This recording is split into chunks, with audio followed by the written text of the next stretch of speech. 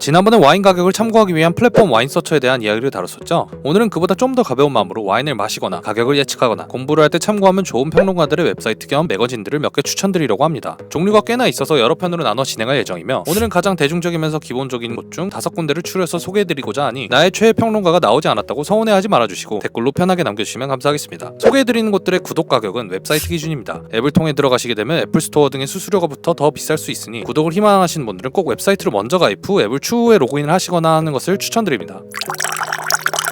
첫 번째로는 기본 중의 기본, 정석 중의 정석, 로버트 파커의 와인 애드보케이트입니다. 흔히 주변의 와인인들이 RP를 밥 먹듯이 얘기하는 모습을 보셨을 겁니다. 바로 로버트 파커의 이니셜이자 100점 만점의 와인 평점 제도 단위인 RP 점수인데요. 역사적으로 와인에 가장 큰 영향을 끼쳤던 평론가라 해도 과언이 아닌 로버트 파커가 1978년 첫 출간한 와인 뉴스레터 사이트이자 와인 평론 사이트입니다. 실제로 와인에 대한 RP의 영향력은 크고 작은 곳에서 느낄 수 있는데, RP 100점을 받은 와인들은 동급의 다른 와인들보다 가격이 더 비싼 것은 물론이고 대부분의 온라인 리테일 샵들이 다른 평점들보다 우선적으로 로버트 파커의 평점을 기재할 정도로 파커의 영향력은 정말 어마무시합니다. 사실인지 아닌지는 모르겠으나 우리나라도 CJ 이재현 회장이 RP에 따라 와인을 먹는 것을 좋아한다는 소문이 와인업계에서 돌곤 했죠. 저도 개인적으로 RP 100점인 와인이 실패한 적은 한 번도 없긴 한 것 같습니다. 물론 RP 점수는 로버트 파커만 쓰는 것이 아닌 그의 제자들이나 와인 애드보케이트 소속 평론가들이 쓰는 것도 있어 평을 한 평론가의 이름을 꼭 확인해 보셔야 하는데요. 이 외에도 참고하셔야 될 특이사항이 두 가지가 있습니다. 첫째로 부르고뉴 와인에 대한 최근 평가를 알고 싶은 분들은 WA를 이용하지 않으시길 추천드립니다. 96년도 이후 로버트 파커의 부르고뉴 와인 평가는 일체 없기 때문인데, 모 인터뷰에 따르면 파커가 부르고뉴 와이너리들의 접객에 있어 불쾌한 경험을 여러 번 해봤다는 것으로 보아 그 이후로는 평가를 안 하는 것으로 보입니다. 두 번째로 파커는 2012년 와인 애드보케이트의 상당 지분을 싱가포르 기반의 헤지펀드 투자자들에게 넘기고 2019년 71세의 나이로 은퇴를 했으니 RP 평점을 참고하실 때 파커가 직접 평가한 것인지 다른 구성원이 한 것인지 참고하시는 게 좋을 것 같습니다. 와인 애드보케이트의 구독료는 웹사이트 기준 초심자들을 위한 가장 저렴한 멤버십이 분기별 $37, 가장 비싼 멤버십이 연간 $249이며 가장 비싼 멤버십은 RP 평점 스티커를 구매할 수 있는 등 보통 업자들을 위한 멤버십이니 참고해주세요.